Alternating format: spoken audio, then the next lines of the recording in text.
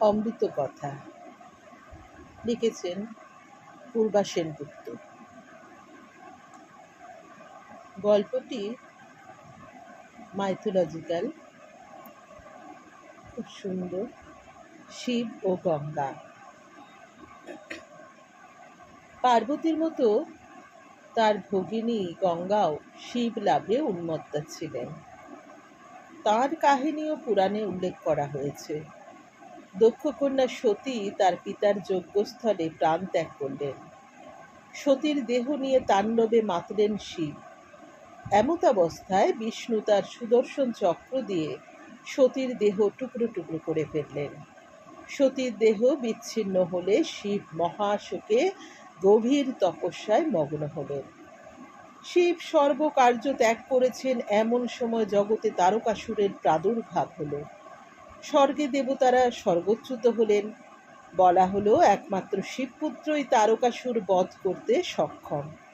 কিন্তু শিব তপস্যা মগ্ন। সতী ব্যতীত তার তপস্যা ভগ্ন করে এমন কোনো নারী নেই। ঠিক হলো গঙ্গা রূপে আবার সতী জন্মগ্রহণ করবেন হিমালয়ের কন্যা হয়ে। সতী হিমালয় কন্যা গঙ্গা হয়ে জন্মগ্রহণ করবেন এই কথা শুনে দেবগণ আশ্বস্ত হলেন। মেনকার প্রথম কন্যা সন্তান জন্ম নিল সতীর এক অংশ থেকে। হিমালয় সেই শুভ্রদেহী কন্যার নাম রাখলেন গঙ্গা। গঙ্গাকে আশীর্বাদ করতে হিমালয়ের গৃহে ব্রহ্মা আর বিষ্ণু উপস্থিত হলেন। তখনই হিমালয় জেনেছিলেন দেবতাদের উদ্দেশ্য চরিতার্থ করতেই গঙ্গার জন্ম। এ কথা শুনে হিমালয় মৌন রইলেন। মা মেনকার মুখ কালো হয়ে গেল। ব্রহ্মা বিষ্ণু সহ অন্যান্য দেবগণ বুঝতে পেরেছিলেন এই দৈব পরিকল্পনায় হিমালয়ের কোনো সম্মতি নেই। সতীর অংশ জাত বলে জন্ম মুহূর্ত থেকে গঙ্গা শিবের প্রতি অনুরক্তা ছিলেন। শিবের তপস্যাকে ভঙ্গ করতে চেষ্টা করলেও শিব কোনো সাড়া দিলেন না। কিছুতেই শিব তাকে স্বীকার করেন না। কিন্তু দেবাদিদেবের তপস্যা ভঙ্গ করা একান্ত প্রয়োজন। সতী এবার সম্পূর্ণ রূপ নিয়ে জন্মগ্রহণ করলেন হিমালয়ের গৃহে। হিমালয়ের সেই কন্যার নাম রাখলেন পার্বতী। পার্বতীর জন্ম হওয়ার পিতৃগৃহে গঙ্গা যেন একটু ম্লান হলেন। সবাই তাকে পিছনে রাখে। হিমালয় পার্বতীকে নিয়ে শিব সন্নিধানে উপস্থিত হলেন। কিন্তু শিব চোখ তুলে তাকালেও পার্বতীকেও তিনি অস্বীকার করলেন।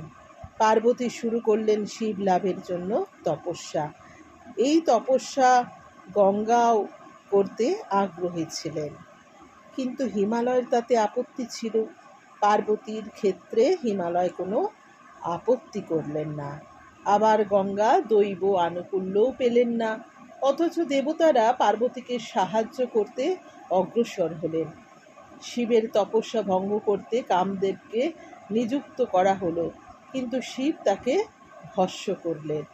অবশেষে পার্বতীর তপস্যায় তুষ্ট হলেন শিব। ভিখারি শিবের সঙ্গে বিবাহ হলো পার্বতীর। কিন্তু গঙ্গা বড় বোন, তিনি শিবের অনুরাগিণী হয়েও তার আগে বিবাহ হলো ছোট বোনের। এই বিবাহে মা মেনকার আপত্তি ছিল, কারণ শিব সম্পত্তিবিহীন। আর দ্বিতীয়জন হলেন গঙ্গা। তার জীবন লাভের উদ্দেশ্যই শিব ঘরণী হওয়া। কিন্তু শিব তাকে গ্রহণ করলেন না, আর পিতা হিমালয় তাকে তপস্যা করতে সাহায্য করলেন না। গঙ্গা শিবকে স্বামী রূপে লাভ করতে অসফল হলেও শিব রেত ধারণ করলেন। গঙ্গার ব্যথা ভরা মনটিতে প্রলেপ দিতে দেবতারা অগ্নিকে নিযুক্ত করলেন। পার্বতী অগ্নির উপস্থিতিতে সচেতন হওয়ার ফলে শিব রেত অগ্নিতে গিয়ে পড়ল। অগ্নি সেই তেজ সহ্য করতে না পেরে গঙ্গাকে দিলেন। গঙ্গা গর্ভে লালিত হতে লাগলো সেই বীজ। গঙ্গা সেই শিশুর জন্ম দিলে কৃতিকাগণ তাকে পালন করে যুদ্ধের উপযুক্ত করে তুললেন। যোগ্য শিবপুত্র কার্তিক তারকাসুর বধ করলেন। শিবপুত্রকে ধারণ করে গঙ্গার শোক একটু প্রশমিত হলে জগৎপালক বিষ্ণু ও ব্রহ্মা পরামর্শ করলেন, গঙ্গা যখন মহাশক্তির অংশ, তখন তাকে হিমালয় গৃহে রেখে কোনো লাভ নেই, বরঞ্চ স্বর্গেই তিনি ভালো থাকবেন। এই সিদ্ধান্তে নিয়ে তারা হিমালয়ের কাছে উপস্থিত হলেন। গঙ্গাকে স্বর্গে নিয়ে যাওয়ার কথা শুনে হিমালয় ক্রুদ্ধ হলেন, কিন্তু গঙ্গা খুব খুশি। তিনি ব্রহ্মার কমণ্ডলুতে তখনই আশ্রয় গ্রহণ করলেন। কিন্তু এ ঘটনায় পিতা হিমালয় রেগে উঠলেন। ক্রুদ্ধ হয়ে তাকে অভিশাপ দিলেন, তোমায় ধরিত্রীতেই বয়ে যেতে হবে। সত্যই গঙ্গাকে ধরিত্রীতে নেমে আসতে হয়েছিল, তবে স্বর্গের মতো অবহেলা নিয়ে নয়, পতিত পাবনী গঙ্গা হয়ে।